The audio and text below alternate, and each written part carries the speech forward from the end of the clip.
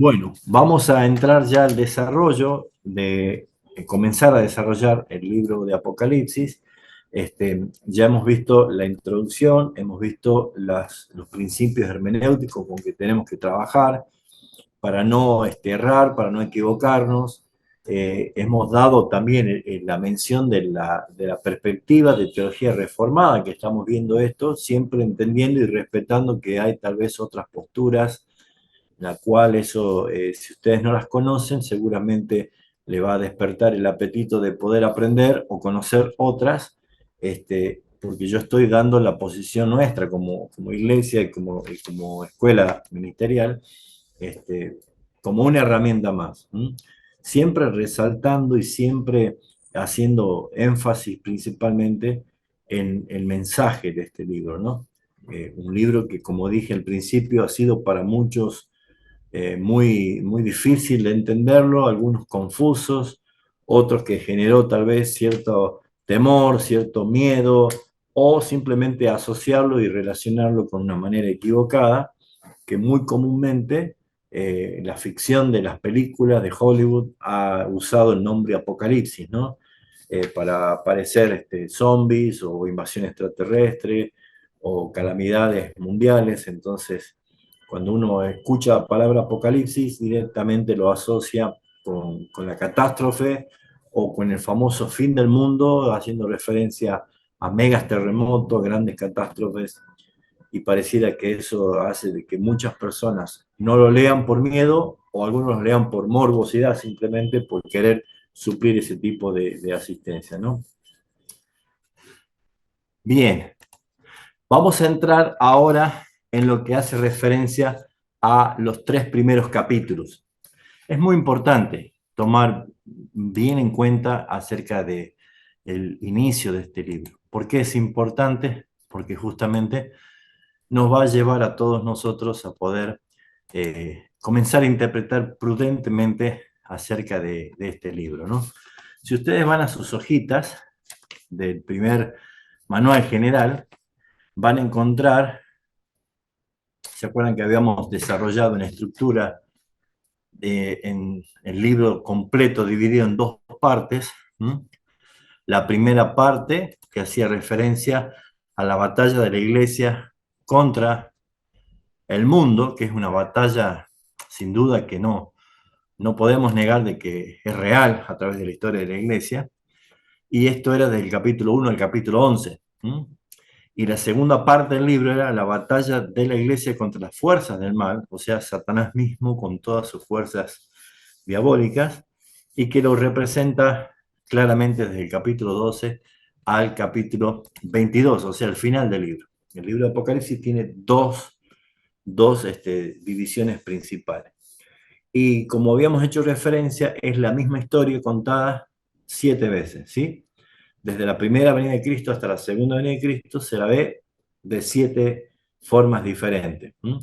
¿Por qué? A medida que vamos avanzando, ustedes van a poder ver y corroborar que tenemos muchísimos argumentos para ver de que es una historia vista por distintos ángulos. Es una visión, no una historia, es una visión del mismo suceso que habla justamente de la victoria de Cristo y su iglesia sobre las fuerzas de Satanás. ¿Mm? Entonces, en estas 7 visiones, las tres primeras las encontramos nosotros en la primera parte. Y las tres primeras está del capítulo 1 al 3, luego vemos el capítulo 4 al 7, y luego la última parte del 8 al 11. Cuando pasamos a la segunda parte del libro, de esas 7 visiones, vemos las últimas 4 visiones que hacen referencia justamente a la batalla de la iglesia contra las fuerzas del mal. Entonces, lo que hoy vamos a hacer nosotros es ir al cuadernillo general que yo les mandé, creo que dice Apocalipsis explicado, el primer archivo que le envié, donde dice desarrollemos la primera parte. ¿Sí? Hoy vamos a ver el capítulo 1 al 3, donde habla justamente de la batalla de la iglesia contra el mundo. ¿Cuál es la idea central de estos primeros capítulos, que es un capítulo presentación de lo que es la carta o lo que es el libro? Y dice allí, nos da una visión de Cristo en medio de los candeleros. O sea, lo primero que hay que ubicar es un Cristo presente en su iglesia. Y desde el vamos ya comienza a traer lo que tiene como intención este libro, traer consuelo, esperanza al cristiano perseguido de toda la historia del cristianismo, ¿no? De todas las épocas. Y la verdad es que Jesús dijo antes de ascender, yo estaré con vosotros todos los días hasta el fin del mundo. Jesús ya había dicho a sus discípulos y a los apóstoles que no nos iba a dejar huérfanos y que le iba a mandar su espíritu también para estar con nosotros. Por lo tanto, lo que vemos en este primer impacto de la visión y del prólogo de este libro es justamente Cristo en medio de su iglesia, ¿no? ¿Y qué dice? En la visión se ve 7 candeleros, lo cual representa a las 7 iglesias que existieron allí en Asia Menor y que están mencionadas allí principalmente en el versículo 11, ¿no? Donde Jesús dice, escribe el libro, lo que ves, y envíalos a las 7 iglesias que están en Asia. Y nombra a Éfeso, a Esmirna, a Pérgamo, a Tiatira, a Sardis, Filadelfia y la Odisea. Esas 7 iglesias existieron, esas 7 iglesias ya no existen, pero fueron reales, pero justamente son características, porque el número 7, acuérdense que hemos hablado que es un libro lleno de simbolismo en el lenguaje profético, y también la numerología es simbólica y con significado, y todos ustedes sabrán que el número 7 es el número que califica la perfección divina en todas las cosas. Por lo tanto, cuando vemos nosotros el número 7 haciendo mención a 7 iglesias, no quiere decir que únicamente habían 7 iglesias y que solamente va a haber 7 iglesias verdaderas en todo el mundo hasta que Él venga, porque podemos tomar una interpretación literal y pensar mal y creer que esto va a ser así, y no, sino que es la caracterización o el modelo que caracteriza espiritualmente a las iglesias que van a desarrollarse en la historia del cristianismo hasta el final. ¿Por qué? Porque vamos a notar que Jesús presente en la iglesia tiene cualidades en las cuales a nosotros nos lleva mucho que pensar, a creer y a estar convencidos de que justamente Jesús está con la iglesia, también la edifica su iglesia, la cuida su iglesia y está permanentemente haciendo una evaluación y una tarea de cuidarla a su iglesia para que siga hasta el final. Él es el que preserva su obra. Entonces, lo que nosotros podemos ver ya inmediatamente en la salutación comienza diciendo el versículo 1, la revelación de Jesucristo que Dios le dio para manifestar a sus siervos las cosas que deben suceder prontas, y las declaró enviándolas por medio de su ángel a su siervo Juan. Ya hemos explicado esto en la clase 1 de qué se trata, es mostrar a Cristo, la revelación de Cristo. Revelar es el nombre de Apocalipsis que nosotros conocemos. Apocalipsis significa revelación, quitar el velo, correr el velo, dar a conocer lo que estaba oculto. La intención de este libro es que las iglesias puedan ver que Jesús estaba con ellos, que Cristo no los iba a dejar abandonados. Y por eso es que en la primera salutación que nosotros vemos acá, en los primeros 3 versículos, hace referencia en el versículo 3 a la bienaventuranza o lo dichoso que es, ¿qué cosa? El que lee y los que oyen las palabras de la profecía y guardan las cosas que en ellas escritas, porque el tiempo está cerca. O sea, no habla de una sentencia, no habla de un juicio, de una amenaza, sino que está hablando de una bienaventuranza.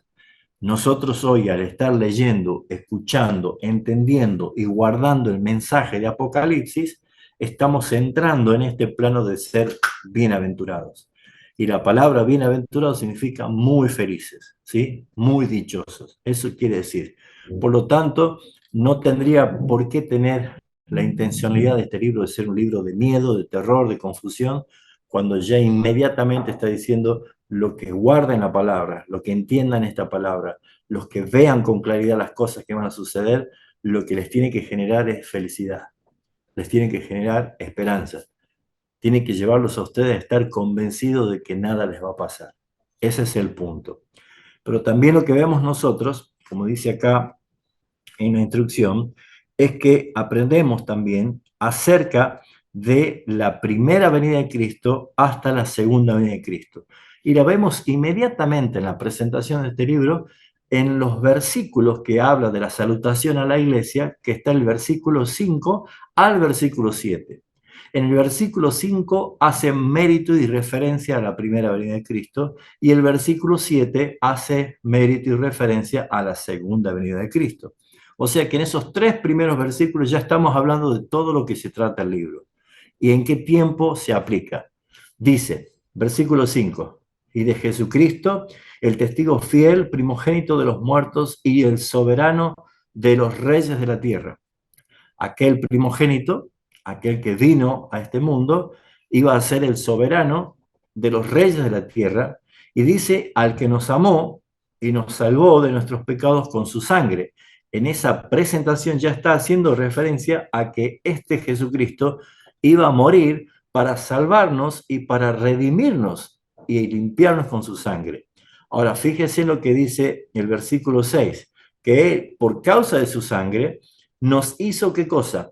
Reyes y sacerdotes para Dios, su Padre, a Él sea la gloria, el imperio por los siglos de los siglos. O sea que lo que nosotros vemos es, vino Jesús, cumplió una misión, la misión era salvar nuestras vidas del pecado, limpiarnos con su sangre y redimirnos y hacernos lo que no éramos para nuestro Dios, reyes y sacerdotes. O sea que ya estamos viendo el desenlace, solamente en 3 versículos, el desenlace de lo que sería todo el libro y cómo se va a transmitir a través de las distintas visiones que se va a ver. Versículo 7, ahí habla ya de la segunda venida de Cristo. He aquí que viene con las nubes y todo ojo le verá, y los que les traspasaron y todos los linajes de la tierra harán lamentación sobre él. Sí, amén.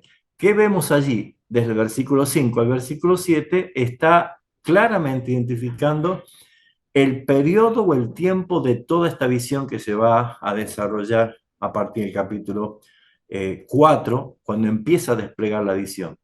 Ahora, no podemos nosotros ver la claridad y la contundencia con que está enseñando esta primera parte del capítulo 1 para que nosotros podamos entender de que claramente Dios quiere que nosotros pongamos nuestra mirada en la historia que se lleva adelante en la iglesia desde la primera de Cristo hasta la segunda venida de Cristo inclusive.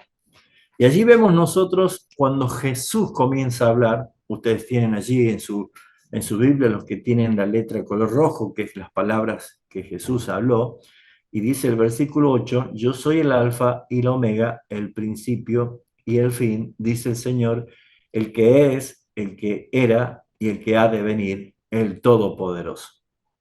Tamaña presentación. Por lo tanto, en el cierre de esta primera frase que tenemos allí en los escritos, dice claramente que enseña que su iglesia será salvada y los rebeldes serán condenados. Por lo tanto, nosotros ya tenemos claramente la intencionalidad de parte de nuestro Dios de mostrarnos a nosotros qué es lo que nosotros vamos a ver en todo el libro de Apocalipsis. Es una visión que Dios le revela a Juan para que le escriba y le transmita a su iglesia que todo lo que va a pasar entre la primera venida y la segunda venida de Cristo narra y relata la victoria de Jesucristo y de su iglesia sobre todo lo que es el mal, sobre Satanás y sobre todos sus enemigos, culminando, concluyendo en una salvación eterna para los redimidos y una condenación eterna para los condenados. Este es el sentido claramente de esta primera parte. Entonces lo más tremendo es justamente la visión que comienza a ver Juan cuando hace la presentación de esta visión y comienza allí en el versículo 9, cuando dice, yo Juan, vuestro hermano y copartícipe vuestro en la tribulación en el reino y en la paciencia de Jesucristo, estaba en la isla llamada Patmos por causa de la palabra de Dios y del testimonio de Jesucristo. Acuérdense siempre el contexto histórico. Juan estaba preso, era el último de los apóstoles, todos los demás habían sido martirizados, aproximadamente en el año 96 después de Cristo, ya bajo el emperador Dionisiano, que venía matando, asesinando a todos los cristianos. Dionisiano fue asesinado en el año 96 aproximadamente, pero el Imperio Romano estaba con toda su carga y su fuerza para perseguir a la iglesia de Jesucristo. Había terror, había mucha muerte, había mucha persecución, se divertían con los cristianos. Por lo tanto, lo que nosotros vemos es que Juan dirige claramente la intención de esta carta, primero a resaltar la situación. Yo también estoy pasando tribulación como ustedes, por causa de Jesucristo, por causa de la palabra de Dios. Ahora, dice el versículo 10, algo que le sucede a él estando en la isla de Patmos. Estaba yo en el Espíritu en el día del Señor y oí detrás de mí una voz como de trompeta. Ya expliqué por qué causa la voz se escuchó detrás de Juan, que lo llevó obligadamente a darse vuelta y mirar hacia atrás para ver la voz que estaba hablando. Y dice así, que él escuchó la voz que decía, yo soy el alfa y la omega, el primero y el último. Escribe en un libro lo que ves y envíalos a las 7 iglesias que están en Asia. La intención es, lo que vas a ver, Juan, lo vas a escribir y lo vas a enviar a dar a conocer a las iglesias. Por la gracia de Dios, por la veracidad de Dios y su palabra, y porque Dios cumple lo que promete y no hay nada que pueda detener sus planes, usted y yo estamos leyendo la carta que recibió justamente Juan para las iglesias y nosotros somos incluidos en esa iglesia. Por lo tanto, esta carta también es para nosotros. Este libro de Apocalipsis también es para nosotros. Y si el contexto es tribulación, persecución y terror contra la iglesia, Jesús advirtió a sus discípulos diciendo de que por causa de mi palabra el mundo los aborrecerá. Por causa de mi palabra iban a ser perseguidos, encarcelados y muchos iban a ser muertos. Por lo tanto, debemos entender que si hoy nosotros tal vez en esta parte del mundo no estamos teniendo la persecución que otros hermanos en otra parte del mundo ya la están viviendo y están sufriendo, y si de alguna forma algo comienza a suceder contra la iglesia de Jesucristo, no temas, es la palabra. No temas, confía, porque aunque tengamos que padecer, aunque tengamos que sufrir en algunos momentos, nunca lo temporal va a ser comparado con lo eterno.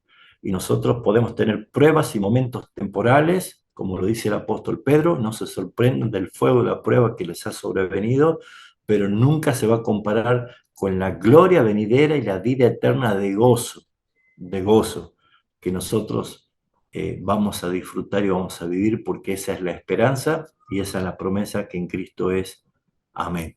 Es un sí y es un amén. Así que, ¿qué es lo que vemos nosotros? Versículo 12, él se dio la vuelta, me volví para ver la voz que hablaba conmigo y vuelto, comienza la visión. Vi 7 candeleros de oro, en medio de los candeleros de oro, uno semejante como del Hijo del Hombre, vestido de ropa que llegaba hasta sus pies, ceñido por el pecho con un cinto de oro, su cabeza y sus cabellos eran blancos como la blanca lana, como nieve, sus ojos eran como llamas de fuego. Empieza a describir a alguien que él nunca lo había visto así. Él nunca lo había visto así. Y Juan era el que se recostó sobre el pecho de Jesús. Juan era un discípulo amado del Señor. Y podemos ver nosotros de que acá él ve ya la otra parte que él no conocía de Jesús. Juan conocía su humanidad, pero nunca había conocido su deidad. Y lo que él estaba empezando a conocer de tal forma que cuando él lo ve, dice el versículo 17, cuando le vi, caí como muerto a sus pies y él puso su diestra sobre mí. ¿Y qué dijo? La palabra que nos encanta a todos escuchar. No temas. Yo soy el primero el último. Él sabía que estaba haciendo referencia a Jesús, a que él conoció, y mucho más por lo que dice después. Y el que vivo y estuve muerto, mas he aquí vivo por los siglos de los siglos. Amén. Él fue testigo, acuérdense que él corrió con Pedro a la tumba cuando dijeron que había resucitado. Y tengo las llaves de la muerte y del Hades. Así que ahora escribe las cosas que has visto, las que son y las que han de ser después de esta. El misterio de las 7 estrellas que has visto sobre mi cabeza son los 7 candeleros de oro, y las 7 estrellas son sus ángeles. Los 7 candeleros de oro que has visto son las 7 iglesias. Por lo tanto, Jesús mismo se encarga de revelar y de dar a conocer lo que para Juan probablemente era una visión. Ahora Jesús le da la aplicación. Y eso siempre vamos a tener como un principio. Lo que usted no entienda de la Biblia, lo va a responder la Biblia. No busque interpretaciones privadas. Lo que no entienden de la Biblia, lo va a conocer de la Biblia. Es muy importante que nosotros podamos ver, entender, analizar lo que es el mensaje central de este libro. Por lo tanto, nosotros tenemos que ver lo siguiente. Si pasamos ahora a la hojita que les pasé del panorama de estos 3 capítulos, vamos a ver primeramente la necesidad de rescatar 3 cosas puntuales. Primero, el énfasis que se da en estos 3 primeros capítulos. Luego, la enseñanza que encontramos en estos 3 primeros capítulos. Y lo último es la aplicación que nosotros podemos encontrar. Así que lo primero que tenemos que hacer es analizar el contexto, analizar la escenografía, el clima de esta visión, lo que está aconteciendo y la intención que Jesús le está dando a esta visión y a estas cartas que Juan tenía que escribir. Por eso es que los 3 primeros capítulos de Apocalipsis claramente se identifican que hay 7 cartas a 7 iglesias que están en Asia Menor. Tienen una intención especial, mis hermanos, de que las iglesias entiendan que Jesús presente es un Jesús que evalúa espiritualmente a cada congregación. Es un Jesús que va a pesar en su balanza la actitud y la actuación de cada congregación. Y obviamente que va a notar lo que está mal y va a resaltar lo que está bien. Y cuando hay algo que está mal, Él va a llamar al arrepentimiento, y los que están haciendo bien las cosas va a proclamar recompensas que van a recibir. Así que es importante que nosotros podamos ver claramente cuáles son las intenciones de estos 3 primeros capítulos para poder enfocarnos en el desarrollo que comienza justamente desde el capítulo 4. Tal vez de una manera dispensacional de ver las cosas, que lo toman cronológicamente, algunos piensan que desde el capítulo 1 al capítulo 3 es el tiempo de la iglesia, del capítulo 4 el arrebatamiento, y hasta el 19 la iglesia está en el cielo y todo abajo es el juicio de gran tribulación. Bueno, esa era mi postura antes. Y vuelvo a decir, yo las respeto si algunos las tienen, pero permítame tal vez ofrecerle la visión desde una teología reformada y poder ver tal vez algunas características que probablemente no la hemos visto y que sin duda va a tener mucha fuerza al entender, como hemos explicado al principio, de que es la visión del tiempo de la iglesia, desde la primera hasta la segunda venida de Cristo, relatada 7 veces, y lo vamos a explicar por qué. Porque cada una de ellas termina con un juicio y con una recompensa eterna, ¿no? Así que vamos a ver ahora un poquito el énfasis. ¿Cuál es el énfasis que está dando estos 3 primeros capítulos? Lo primero que vemos es la evaluación espiritual.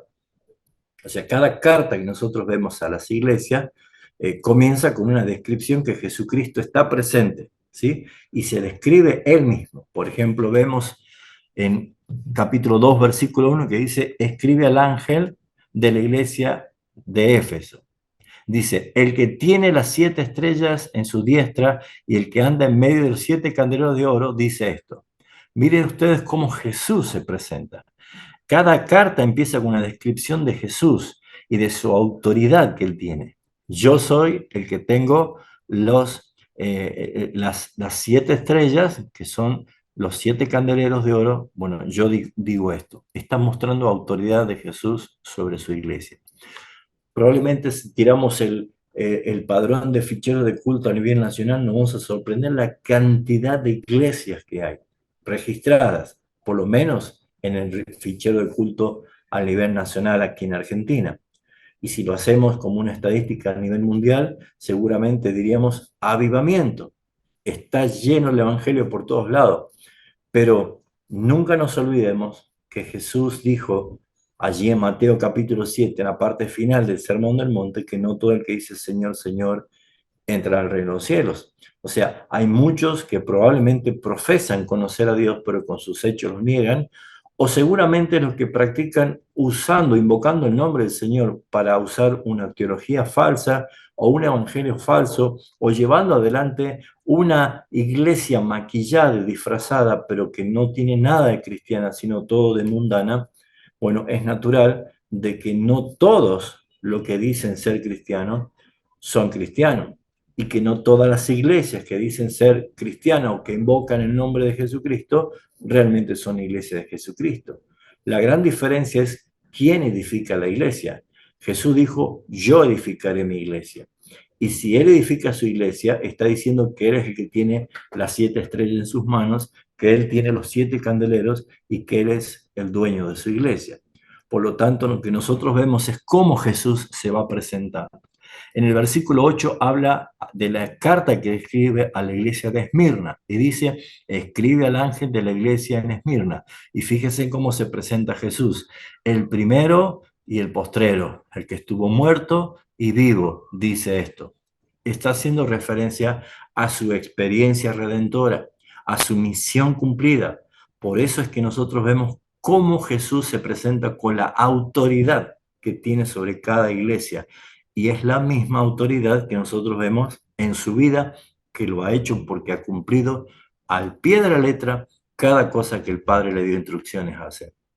En el versículo 2 encontramos el encabezamiento de la otra iglesia, la iglesia que está en Pérgamo. Y dice así, escribe al ángel de la iglesia que está en Pérgamo, el que tiene la espada aguda de 2 filos dice esto.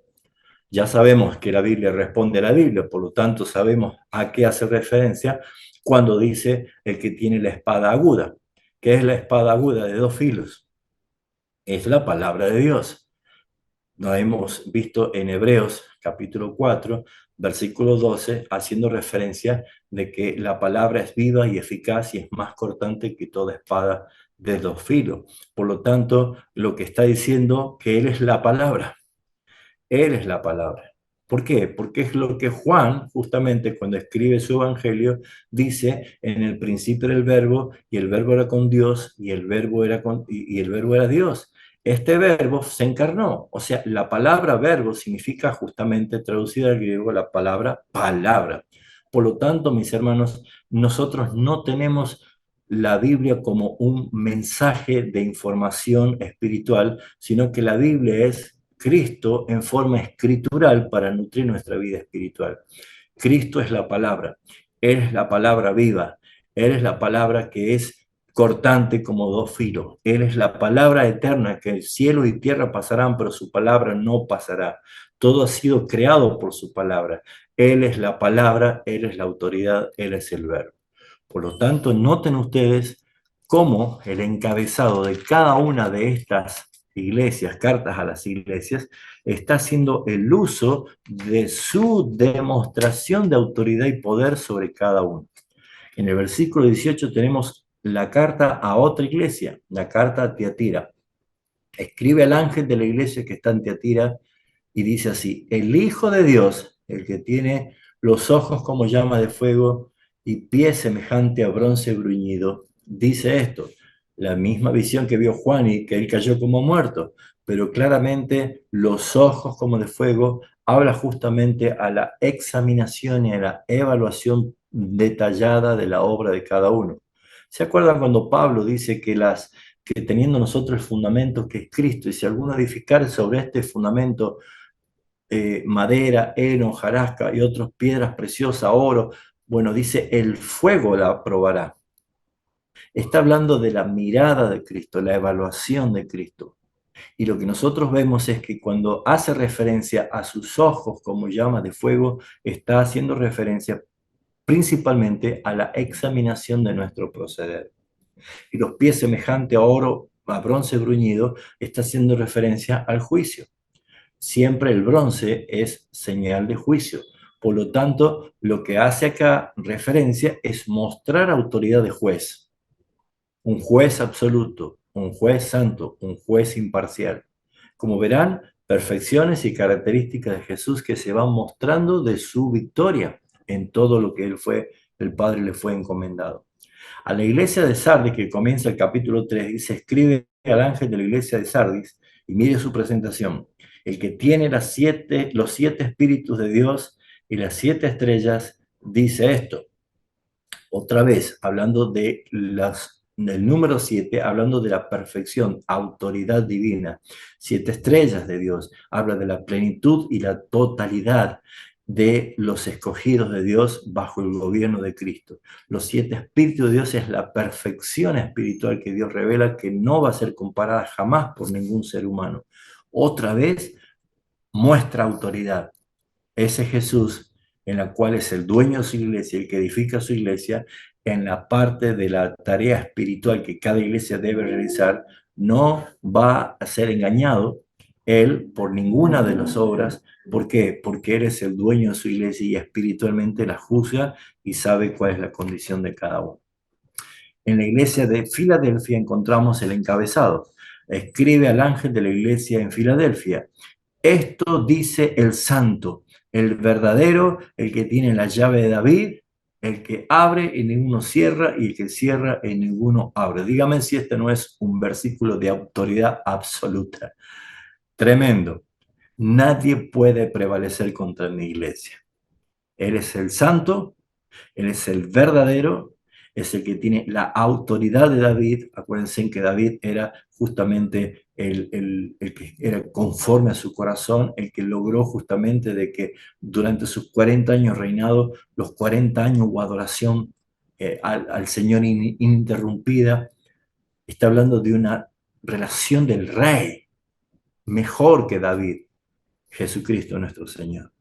Y justamente lo demuestra en su autoridad, en la forma de expresarse, el que abre y ninguno cierra, y el que cierra y ninguno abre.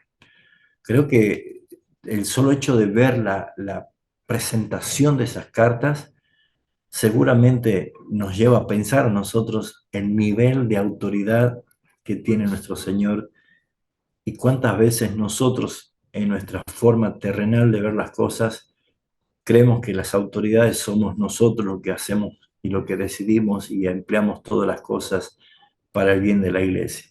Déjeme decirle que el Señor es soberano, pero también el Señor es paciente y también el Señor suple en nosotros todo lo que nos hace falta.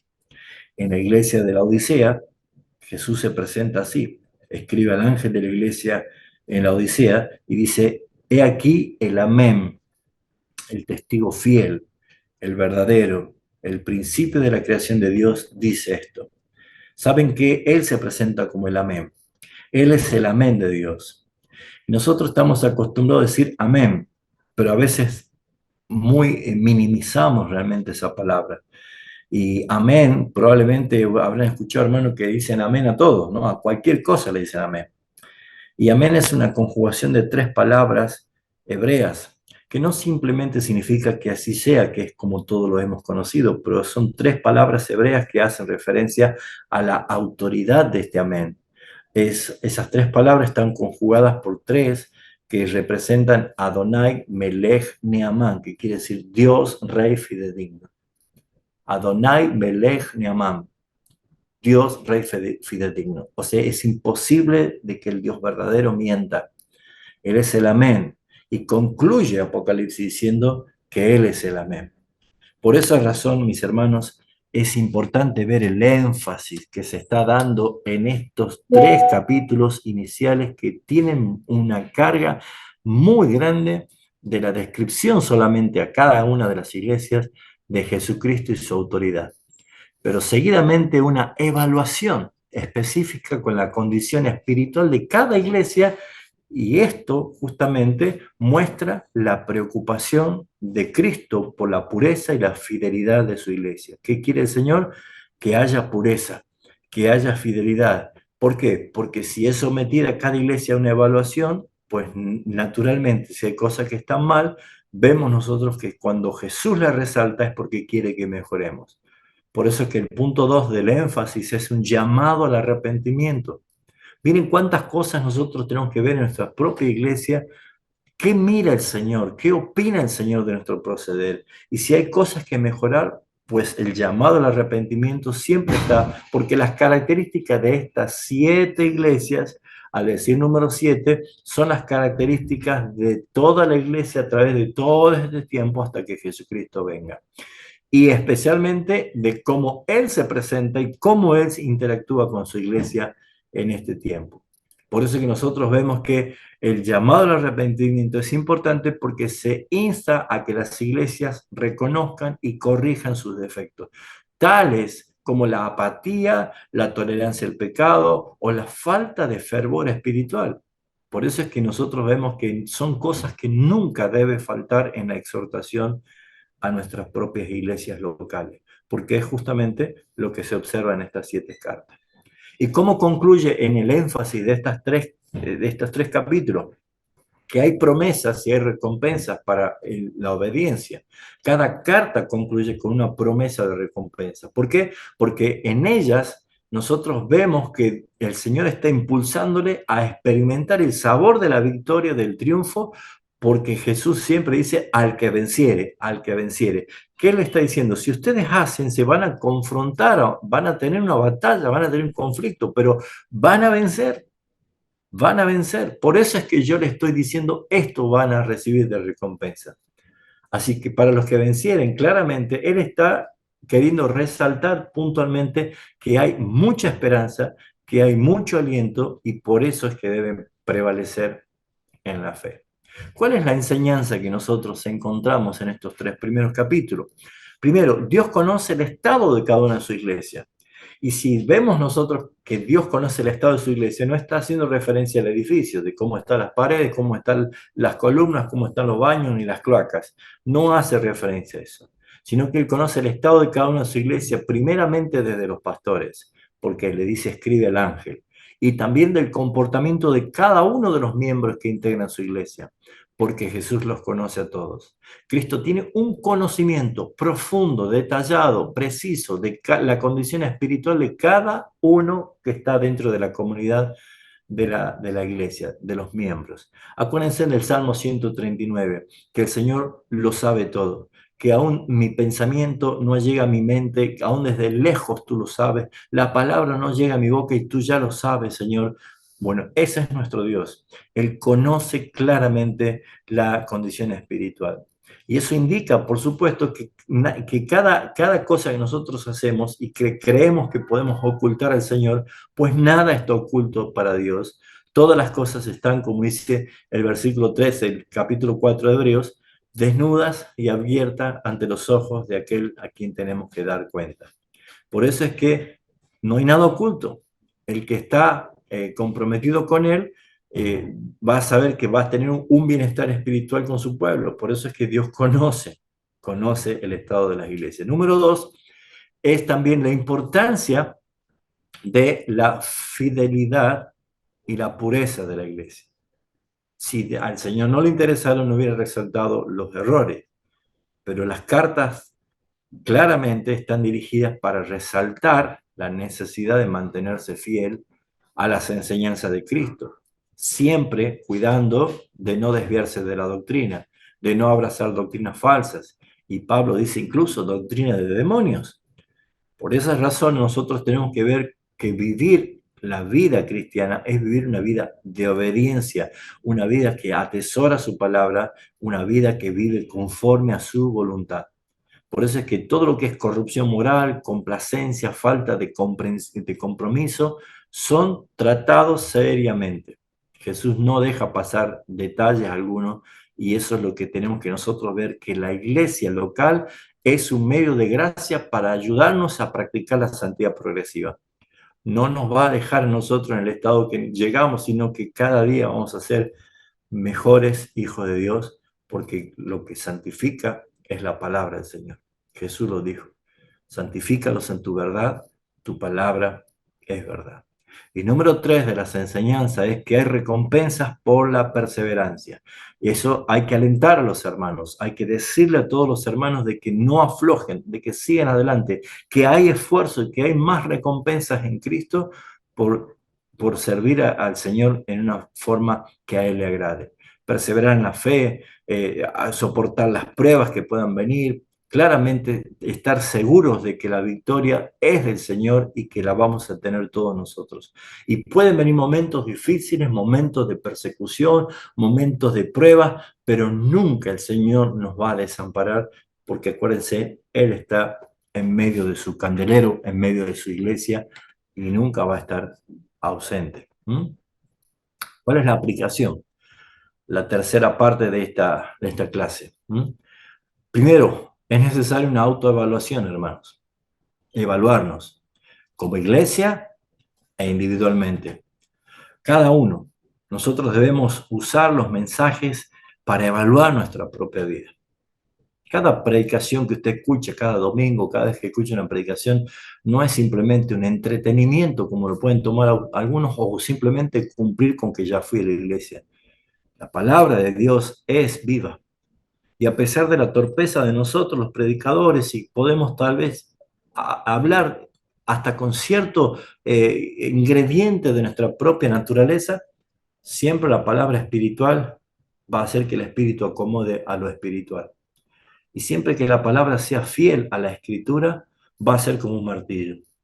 Pero por eso es importante que cada uno tenga una autoevaluación y pueda ver claramente lo que el Señor está diciendo, porque cada carta invita a una reflexión en las áreas débiles y las áreas que necesitan corrección. Por eso que tú debes empezar a decir, ¿qué necesita mi vida? ¿Cuáles son mis áreas débiles? ¿Qué cosas debo cambiar? Y cuáles van a ser las motivaciones correctas para tener un verdadero cambio. Número 3 de la aplicación, arrepentimiento y reforma. O sea, cambio. Las exhortaciones al arrepentimiento y al cambio deben inspirar a los creyentes a tomar en serio las áreas que están fallando y buscar una renovación espiritual y moral. Baste ya el tiempo pasado para hacer lo que querían hacer como cuando eran gentiles. La palabra siempre ha hecho hincapié en eso. No hagan ustedes su propia justicia. Den lugar a la ira de Dios y a la justicia de Dios. ¿Cuántas cosas el apóstol Pablo en la parte final del libro de Romanos habla de los deberes del cristiano, instrucciones precisas de cómo tenemos que vivir? Pablo habla en Gálatas capítulo 5 cuál debe ser la manera de vivir. El apóstol Pedro nos enseña lo que es una nueva manera de vivir. Hermanos, la Biblia está llena de instrucciones de que si tan solo nosotros lo pusiéramos en práctica, notaríamos realmente que Pablo tenía razón cuando dijo, con Cristo estoy juntamente crucificado. Ya no vivo yo, Cristo es el que vive en mí. Vamos a ir a la última parte para no abusar de tanto tiempo, pero vamos a ver la observación, ¿sí?, de estos capítulos. Es importante afirmar claramente que Cristo es el Señor de su iglesia y podemos verlo por varias razones. Necesitamos ver primero la presentación del capítulo 1 de Cristo en su gloria. Y esto lo vemos nosotros en el capítulo 1 del versículo 12 al 16, que hemos estado viendo cómo describe cuando Juan se da la vuelta y para ver la voz que hablaba detrás de él, y cuando él se da la vuelta, Juan describe una visión de Cristo glorificado. No lo había conocido así, nunca lo había visto de esa forma. Es más, no sabía al principio cómo era, ni quién era, pero su autoridad lo llevó a entender que él era el que estuvo vivo, el que murió y ha resucitado. Es importante ver y destacar claramente la gloria que emanaba esa visión, su majestad, su poder, su autoridad, su divinidad. Cuando comienza a desarrollar, Juan es invitado en el capítulo 4, ve una puerta abierta y dice, sube acá, y al instante estaba yo en el cielo y pudo ver lo que los ojos de los hombres no pueden ver. en la descripción de esa visión, él ve a este Cristo que él conoció sentado en un trono de gloria. Por eso que esta visión, mis hermanos, incluye elementos como los 7 candeleros que representan a las 7 iglesias y las 7 estrellas que representan a los 7 ángeles, que son los mensajeros. Es una interpretación de que los pastores, los mensajeros, los que están liderando las iglesias, están también llamados a obedecer, están también llamados a vivir y a practicar la palabra del Señor.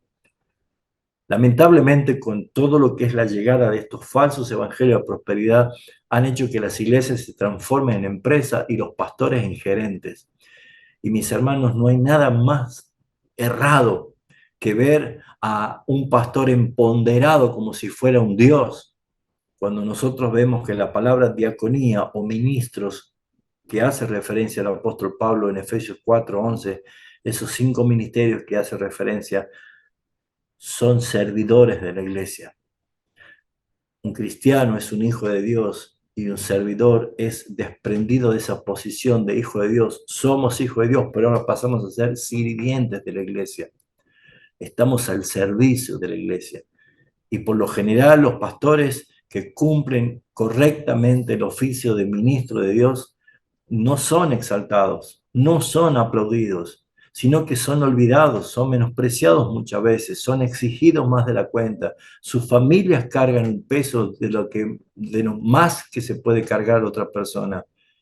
Son puestos siempre en la mira, siempre son objeto de crítica, de burla, de envidia, de celos. Y por esa carga, mucha cantidad de pastores han abandonado sus ministerios. Pero hay algo que consuela a los pastores, que el príncipe de los pastores los va a apacentar. Y el solo hecho de haber sido llamados para servir y apacentar la grey de Dios, también somos herederos de una corona de vida, el cual el Señor nos dará también, juntamente como la que recibió Pablo.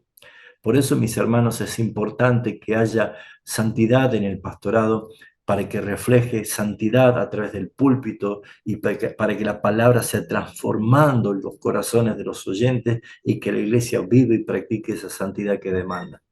Es muy importante ver que Apocalipsis 1:20 dice claramente que el misterio, Jesús lo explica, que has visto en mi diestra, a la mano derecha, de los 7 candeleros de oro, las 7 estrellas son los ángeles de las 7 iglesias, y las 7 candeleros que ha visto son las 7 iglesias.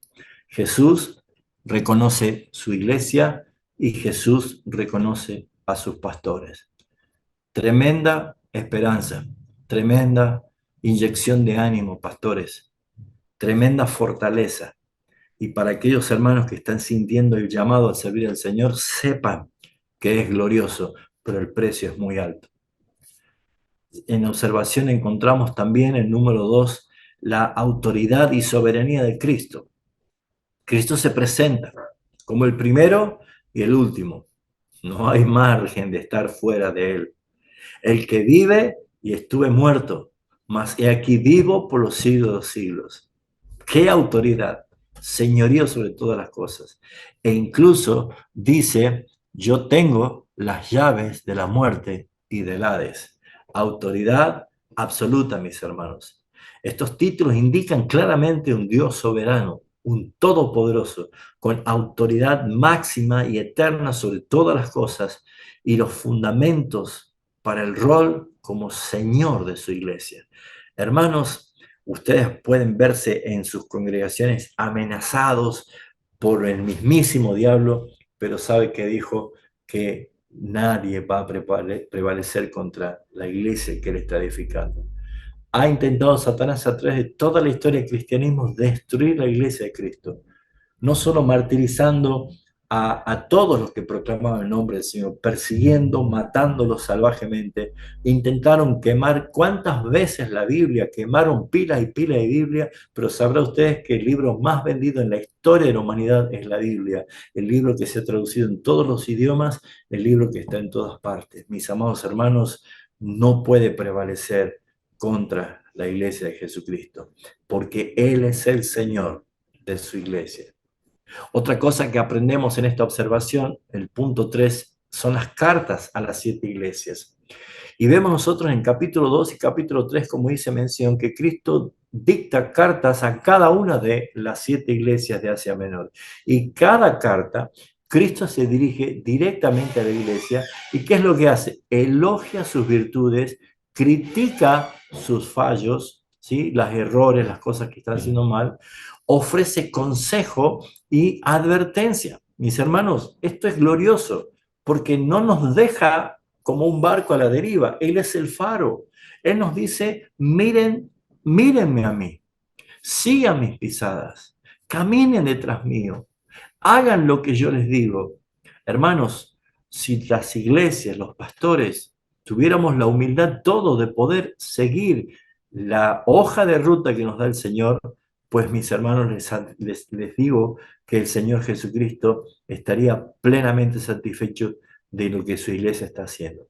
Pero cuando hay advertencia, hay observaciones, hay evaluaciones y ve cosas para mejorar, Él no destruye su iglesia, sino que Él la aconseja a que se vuelva de nuevo al primer amor, que vuelva otra vez a hacer las primeras obras, que comience de nuevo a hacer lo que el Señor le está pidiendo que haga. Es importante, mis hermanos, que podamos tener siempre esa mirada de que hay un Dios que demuestra la intención de restaurar y de edificar a su iglesia de tal forma que su nombre sea glorificado.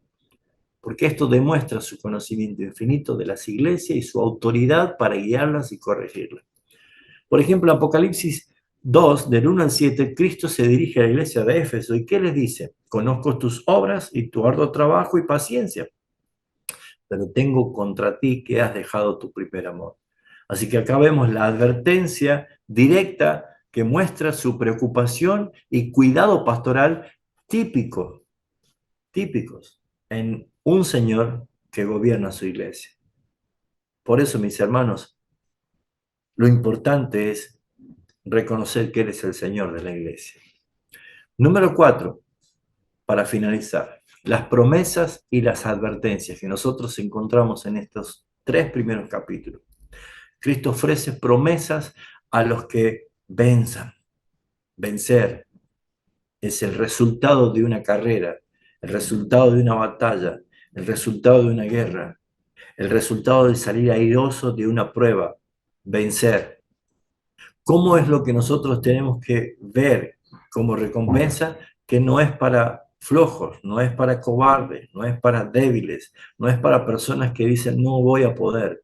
Si Cristo está con nosotros, ¿quién contra nosotros? Parafraseando diría, el Señor y yo somos mayoría, ¿no es cierto? Así que claramente nosotros podemos entender que hay muchas posibilidades de vencer porque el vencedor está con nosotros. Así que, ¿cuáles son las promesas que ofrece? Fíjense en ustedes, comer del árbol de la vida, Apocalipsis 2:7. No sufrir daño de la muerte segunda, que es una realidad por la resurrección de Cristo, versículo 11. Sentarse conmigo a mi trono, esto es tremendo, tremendo, glorioso. Apocalipsis 3:21. Estas promesas refuerzan su autoridad y su papel como Señor, quien tiene el poder para otorgar recompensas eternas. Así que en resumen, mis hermanos, los capítulos 1 al 3 de Apocalipsis presentan a Cristo como el Señor a través de su gloriosa descripción de autoridad y soberanía y su íntimo conocimiento y cuidado de las iglesias y las promesas y advertencias que él ofrece. Todo esto, mis hermanos, subraya el rol como cabeza y gobernante de su iglesia. Su iglesia puede pasar pruebas, pero nunca va a ser destruida. Eso me lleva claramente a evaluar y decir, yo pertenezco a la iglesia de Cristo, es la iglesia la que yo congrego, la iglesia de Cristo. Orar. ¿Sabe cuál es la mejor forma de responder esas preguntas? Orar para que el Señor evalúe, para que el Señor hable. Él no va a dejar huérfana a su iglesia. Él no la va a dejar sin corrección porque la Biblia hace claramente énfasis que a quien Él disciplina y castiga y reprende es porque ama. Así que mis amados hermanos, es maravilloso que podamos empezar a comprender esta explicación de Apocalipsis desde la base misma de que el Señor está presente. Así que cuando ahora, desde el capítulo 4, empecemos a ver la visión que empieza a revelarse, pues déjeme decirle, ya no va a haber ninguna sensación de miedo, ni de confusión, ni nada de eso, porque vamos a poder entender que el Señor está con su iglesia caminando al lado de ella y que todo lo que va a pasar concluye en esto, que la iglesia de Jesucristo es triunfante por la obra de Cristo y estamos destinados a gloria. La vida eterna para nosotros no es una utopía, sino que es justamente nuestra meta a llegar cuando el Señor venga de nuevo. Oremos y abrimos un poquito el foro. Te damos gracias, Padre Celestial, por tu palabra. Gracias por esta noche. Gracias por hacernos recordar que tú eres el Señor de tu iglesia. Gracias por hablarnos, por traernos paz, por traernos consuelo.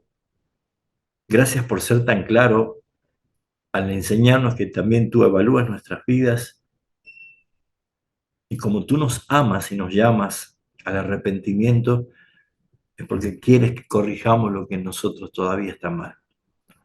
Y por la asistencia y la ayuda de tu Espíritu Santo nosotros podemos decir amén. Sabemos que vamos a vencer. Sabemos que vamos a poder aplicar tu palabra. Bendícenos, Señor, a través de las clases y que podamos también glorificar tu nombre por la aplicación de tu palabra en nuestras vidas cada día. En Cristo Jesús nuestro Señor. Amén.